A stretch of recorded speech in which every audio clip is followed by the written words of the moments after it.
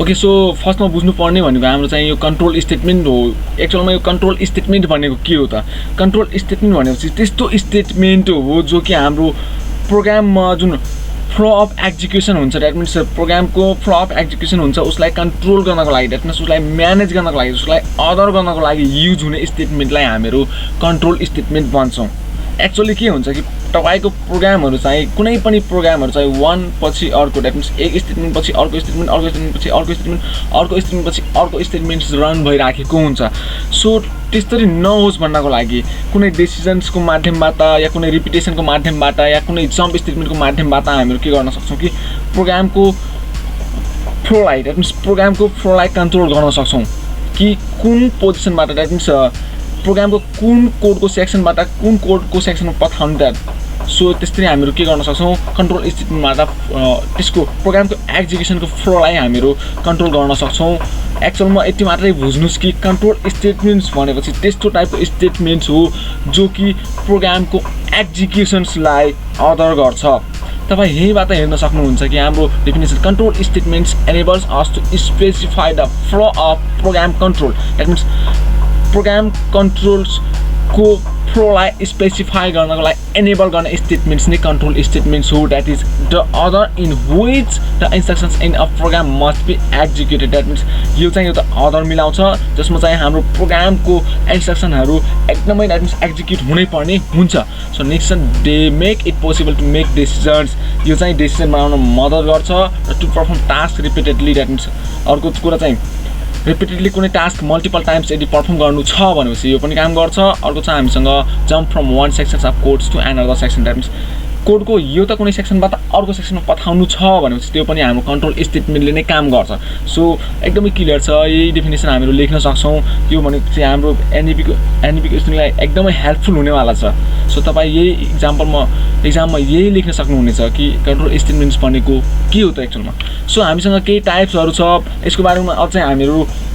बोर्डबाट राम्रोसँग डिफाइन गर्नेछौं सो त्यसको लागि अहिले एकछिनपछि हामीहरु गर्नेछौं तपाईसँग लागि एकछिन यसको टाइप हेर्नेछौं सो नेक्स्ट हामीसँग यसको टाइप्सहरु it means there are 4 types of control statement in C मा हामीसँग 4 टाइपको छ जो कि हाम्रो कन्ट्रोल स्टेटमेन्ट भित्र पर्छ फर्स्टमा छ हामीसँग decision making statements decision making statements अलिअलि म डिफाइन गरिदिन्छु किनभने यसको पछितिर हाम्रो यो भिडियो बनाउने छौं यसको बारेमा प्रत्येकको लागि अलग-अलग भिडियो बनाउने छौं किनभने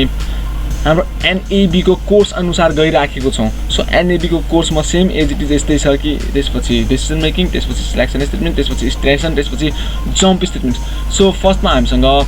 decision making statements decision making statements भनेपछि तपाईको चाहिँ डिसिजनहरु बनाउनको लागि डिसिजन दैट मिन्स कुनै निर्णय लिनको लागि नर्मली तपाईको रियल लाइफमा हुन्छ नि कहिलेकाहीँ कोही सोध्छ नि तपाईको वर्ष भनेपछि कति हो भन्छ दैट मिन्स के तपाई 18 वर्ष भन्दा ठुलो हुनुहुन्छ या सानो हुनुहुन्छ obviously यदि ठुलो हुनुहुन्छ भने तपाई एस भन्नुहुन्छ यदि सानो हुनुहुन्छ भने तपाई चाहिँ नो भन्नुहुन्छ यदि तपाईले युट्युबहरुमा सोधिराखेको हुन्छ या कुनै नयाँ वेबसाइटहरु सर्च गर्नुहुन्छ भने त्यसमा चाहिँ सोधिराखेको हुन्छ जस्तै ट्विटरमा टिकटकमा यस्ता टाइपको एप्सहरुमा सोधिराखेको हुन्छ कि तपाईको एज चाहिँ 18 भन्दा ठुलो छ कि सानो छ यदि ठुलो छ भन्नुहुन्छ भनेपछि तपाईले चाहिँ त्यसको भित्र एन्ट्री गर्न दिन्छ अदरवाइज तपाईलाई के गर्दिन्छ कि फाल्दिन्छ बाहिरतिर सो त्यो चाहिँ हाम्रो डिसिजन मेकिङ तिर पर्छ कुनै पनि डिसिजन बनाउनु छ कि कुनै पनि डिसिजन जस्तै 5-10 भन्दा ठुलो हो कि सानो हो या आज घाम छ कि छाया छ या जस्तै यो हाम्रो यो रुमको टेम्परेचर चाहिँ 28 डिग्री भन्दा सानो छ कि ठुलो छ त्यस्तो टाइपको डिसिजनहरु मेकिङ गर्नको लागि हामी डिसिजन मेकिङ स्टेटमेन्ट्स युज गर्छौं त्यसपछि नेक्स्ट छ सिलेक्सन स्टेटमेन्ट्स सिलेक्सन भनेपछि मल्टिपल्स सिलेक्ट गर्ने टाइप दैट मिन्स मल्टिपल्स यसमा के दिएको हुन्छ कि अप्सनहरु त्यो अप्सन मध्ये तपाईले दिएको इनपुट अनुसार कुन भ्यालु म्याच भइराखेको छ त त्यहाँ म्याच भएको स्टेटमेन्टलाई मात्रै सिलेक्ट गर्ने भयो अरु केही पनि गर्दैन त्यसपछि नेक्स्ट हामीसँग इटरेसन स्टेटमेन्ट्स भन्ने छ इटरेसन स्टेटमेन्ट्स भनेपछि तपाईको चाहिँ लूप भन्छ यसलाई रिपिटेसन नि भन्छ कहिलेकाहीँ यो त सिम्पल टास्क या कुनै यो त टास्क या मल्टिपल स्टेटमेन्टलाई या कुनै सिंगल स्टेटमेन्ट्सलाई या कुनै सानो फंक्सनलाई मल्टिपल टाइम्स तपाई यदि रिपिट गर्न चाहनुहुन्छ भनेपछि तपाई चाहिँ इटरेसन स्टेटमेन्ट युज गर्न सक्नुहुन्छ सो यो चाहिँ हाम्रो मल्टिपल्स टाइम्स कुनै पनि टास्कलाई परफर्म गर्नु छ भने चाहिँ हामीहरु इटरेसन स्टेटमेन्ट युज गर्छौं फर एक्जाम्पलको लागि जस्तै कुनै प्रिन्टर छ अनि यो त सानो पेजको कुनै प्रिन्टर छ, यो त सानो पेजको एक पेजको हामीहरू 50 वटा कपी निकाल्न चाहन्छौँ भनेपछि उसलाई चाहिँ 100 दिएर के गर्छौँ प्रिन्ट गर्छौँ। तब त्यसपछि के गर्छ कि सेम पेजलाई ऊ 50 चोटि कपी गर्छ। किनभने उसमा लुप लागेको हुन्छ, बारम्बार सेम कुरालाई गरिराखेको हुन्छ। सो नेक्स्ट चाहिँ हामीसँग जम्प स्टेटमेन्ट छ। यो चाहिँ एक्चुअलमा हाम्रो प्रोग्रामको एउटा सेक्सनबाट अर्को सेक्सनमा जम्प गर्नको लागि युज हुन्छ हाम्रो जम्प स्टेटमेन्ट भन्ने। सो आज हामीले सिक्यो भनेको कन्ट्रोल स्टेटमेन्टको बारेमा, द्याट मिन्स कन्ट्रोल स्टेटमेन्ट भनेको के हो र यसको टाइप्सहरू। अब चाहिँ एक्चुअलमा हाम्रो प्रोग्राममा चाहिँ यो कसरी लेखिन्छ भन्ने र किन युज गरिन्छ भन्ने हाम्रो चाहिँ बोर्डबाट हेर्नेछौँ। Okay, so let start.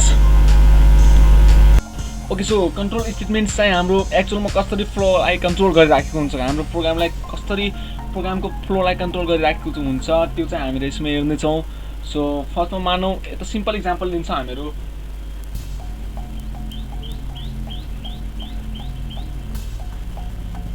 मानौँ हाम्रो प्रोग्राममा स्टेटमेन्ट फर्स्ट भन्ने छ र त्यसपछि यसको फ्लो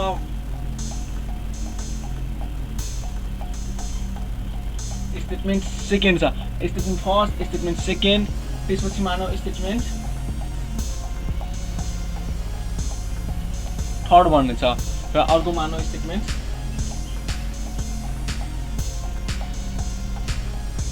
फोर्थ भन्ने छ। अब चाहिँ स्टेटमेन्ट फर्स्टदेखि आउँदै यसमा के गर्छ कि यहाँनिर मैले के गरिदिएँ कि कन्ट्रोल स्टेटमेन्टलाई दिएँ,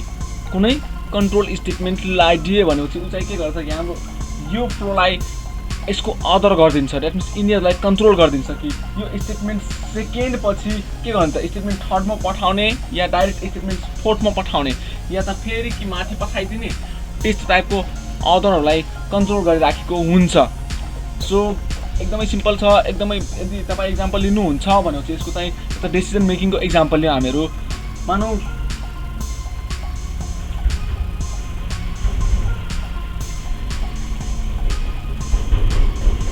मानौ माथिबाट यो फ्लो आइराखेको छ जो कि हाम्रो प्रोग्रामको एक्जिक्युसन्स फ्लो। सो उसलाई कन्ट्रोल गर्नलाई हामीहरू यहाँनिर एउटा डिसिजन मेकिङ स्टेटमेन्ट लगाइदिएको छौँ, डिसिजन मेकिङ स्टेटमेन्ट लगाइदिएको छौँ जसमा सोधेको छौँ इज ट्रु। द्याट मिन्स हाम्रो डिसिजन मेकिङ स्टेटमेन्ट्सको जहिले पनि रिजल्ट भनेको ट्रु या फल्समा मात्रै आउँछ। इज ट्रु के त्यो ट्रु छ भनेपछि यदि एस छ भनेपछि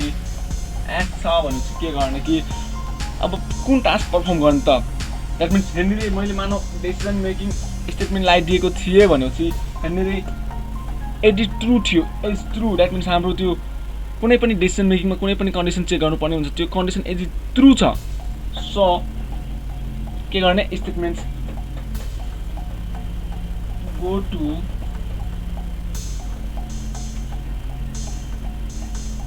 स्टेटमेन्ट फोर्थ। द्याट मिन्स हाम्रो यदि ट्रु छ भनेपछि go to statement four, direct हामीहरू यसमा फोरमा पठाउन सक्छौँ। सो यो ट्रु छ भनेपछि यहाँ मात्र के गर्छ कि तलतिर लगाइदिन्छ स्टेटमेन्ट फोरमा। एडी मानौ यो फल्स छ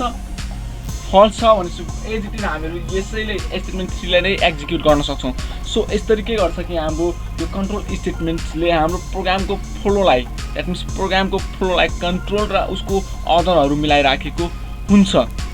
सो आज हामीले बुझेको लर्न गरेको कुरा भनेको कन्ट्रोल स्टेटमेन्ट्स के हो त र कन्ट्रोल स्टेटमेन्टको टाइपहरू के छन्, जस्तै हामीसँग के छ डिसिजन मेकिङ, इटरेसन्स, जम्प, त्यसपछि सिलेक्सन भन्ने छ, 4 टाइपको छ र एक्चुअलमा हामीहरू कन्ट्रोल स्टेटमेन्टलाई कसरी युज गर्ने त यो कुरा बुझ्यौँ त बोर्ड थ्रु र सानो हाम्रो पावर पोइन्ट थ्रु। सो